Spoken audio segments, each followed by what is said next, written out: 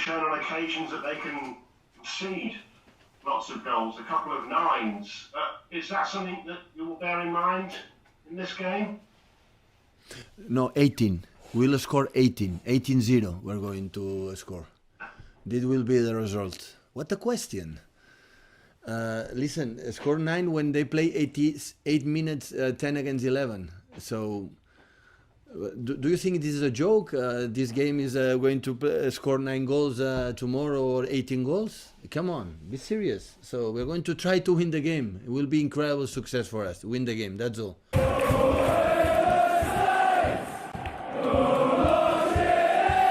Saints fans, Cammy Saint here, back again with the reaction video for the Man City game that took place last night. It was a good game. I thought we played really, really well. I thought, you know, we had some decent chances in there. I thought we just threw caution to the wind and we just decided to give Man City a go. Now, I need to address something. I've been bored to tears looking at social media after this game.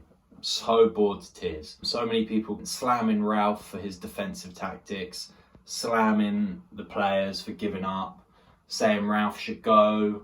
I know some of these people are just looking for reaction sometimes, but honestly, it grinds my gears, it really does. I'm seeing these people just lose faith, expecting a result against Man City. These are the ones that are proper deluded. I think if you go away to the Etihad expecting a result against potentially the best team in Europe, or the best team in England in fact, with the amount of injuries and bigger things to look forward to than Man City away, then honestly, I don't know what to say, really, to be honest.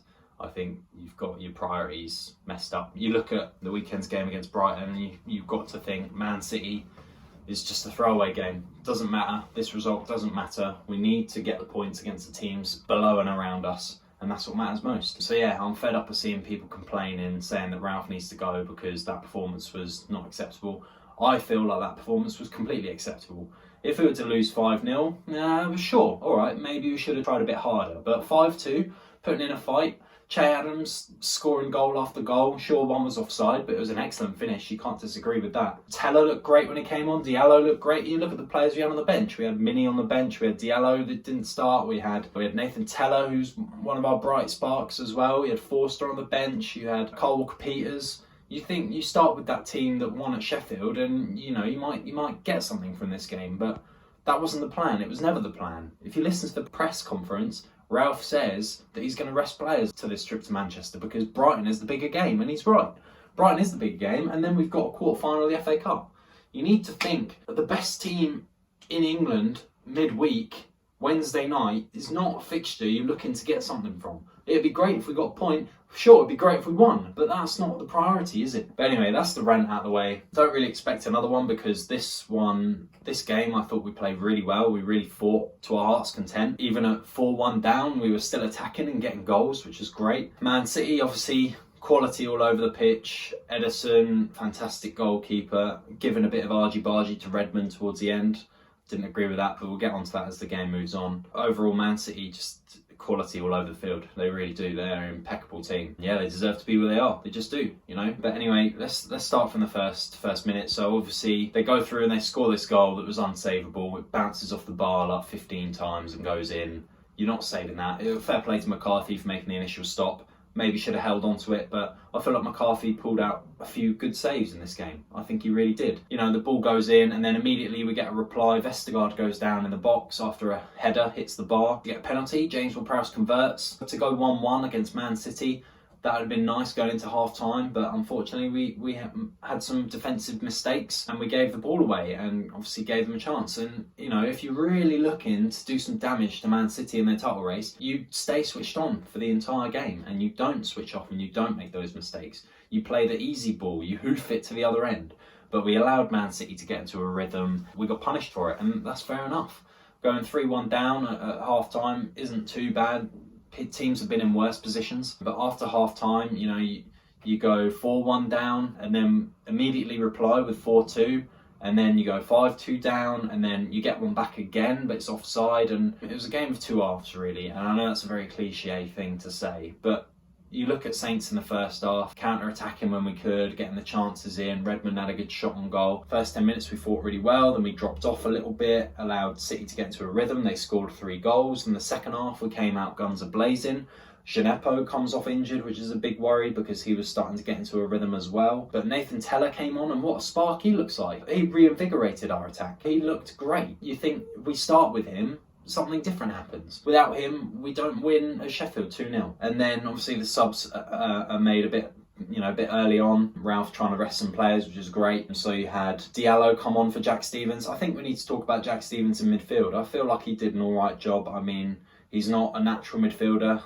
He's not a natural centre-back, but he's not Premier League level, especially in this case when the Premier League's getting so intense and you're getting all these class players coming in. He's not at that level. I feel like he needs to drop down maybe one, and he'd be a really good Championship player, but not Premier League player. Anyway, so Jack Stevens comes off, Diallo comes in, and again, look at the impact that sub made. Diallo came on and he got a 7 rating out of 10 on SofaScore. He was insane. And you start with Teller, you start with Diallo, you start with Kyle Walker-Peters. You do indeed put Man City to the sword.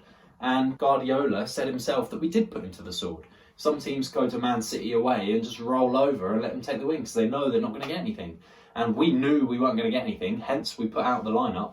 And yet we still fought hard for the lineup that we did go with. So those subs come on. Calabots comes on later on for Armstrong. Rest Armstrong for the Brighton game, yes please.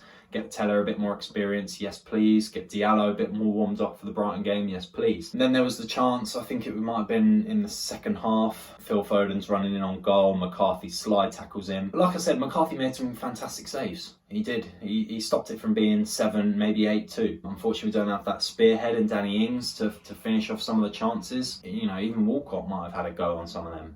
But anyway, after the international break, you can expect our form to really shine again with all our players back. But anyway, that's basically the game in a nutshell, really. I don't want to dwell too much on it because it's just a write-off game, really. We weren't expecting anything. We didn't get anything. So, objective met, in my opinion. So let's move on to the player ratings. McCarthy in goal. Personally, I would have started Forster just to keep his run of form going. He might have conceded a few less, but like I said, McCarthy made some fantastic saves and he stopped Phil Foden running in on goal. So I think McCarthy deserves a 7. I thought he made some good saves and he played well. Defence, it looked like we were doing a 4-4-2. It looked like a 5-4-1 to begin with, but it changed to a 4-4-2 in game.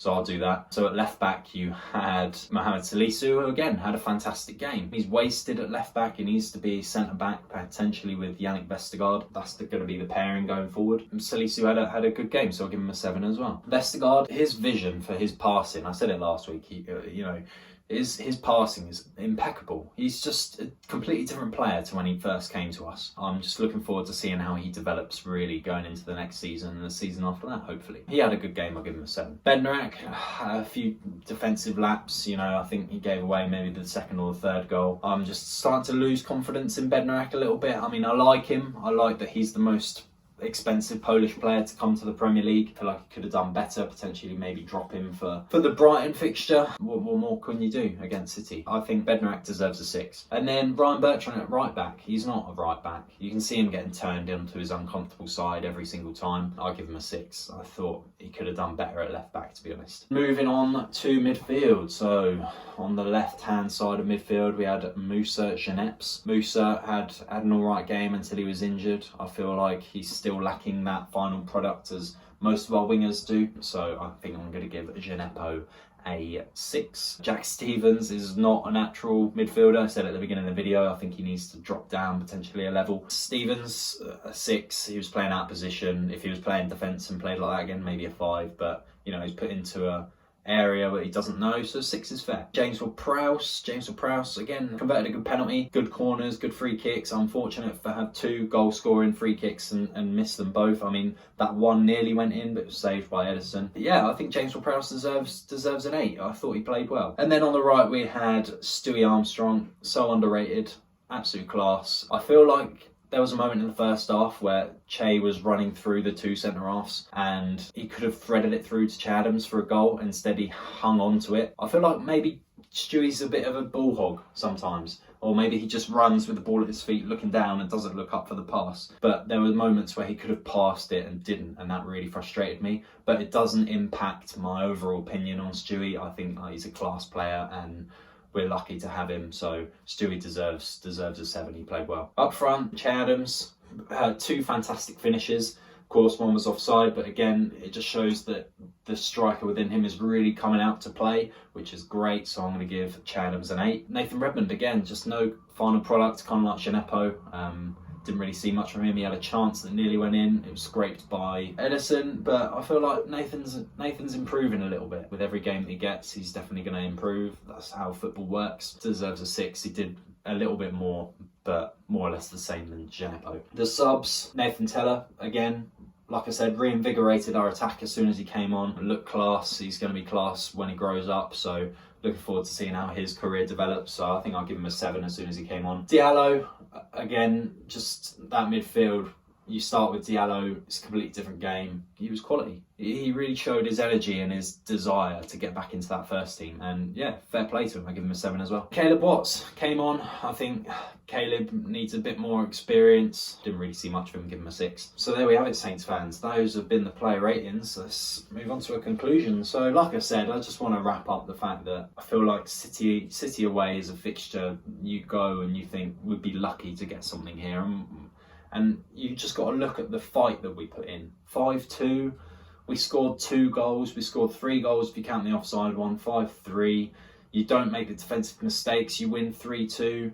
You draw 2-2. You know, it's a game where you need 100% concentration. And when we've got our minds on other things, like the Brighton game, like the Bournemouth quarter-final, you tend to not put all your eggs in one basket for this one. It's something that I wish other people, other fans would realise. But anyway, I'm not having a dig. I'm just saying I was just a bit frustrated seeing all that because it seemed quite clear that that was the plan, and I just feel like nobody understood why those decisions were made. And I don't feel like Ralph should be slagged off for it either. I feel like he made the right decision resting our best players. To try and get maximum points from every game every week, I don't think is the best idea, because you end up running the risk of injury and you end up running the risk of going on a dip of form like we have done. And game management now is key, especially for the position that we're in. This has been me, Cammy Saint. Thank you for listening. Thank you for watching. Remember to leave a like, comment, and remember to subscribe. Thank you very much for watching. I hope you have a good rest of the week and a good weekend, and I'll see you on Friday for a preview. Thank you very much, Saints fans. Come on, you Reds.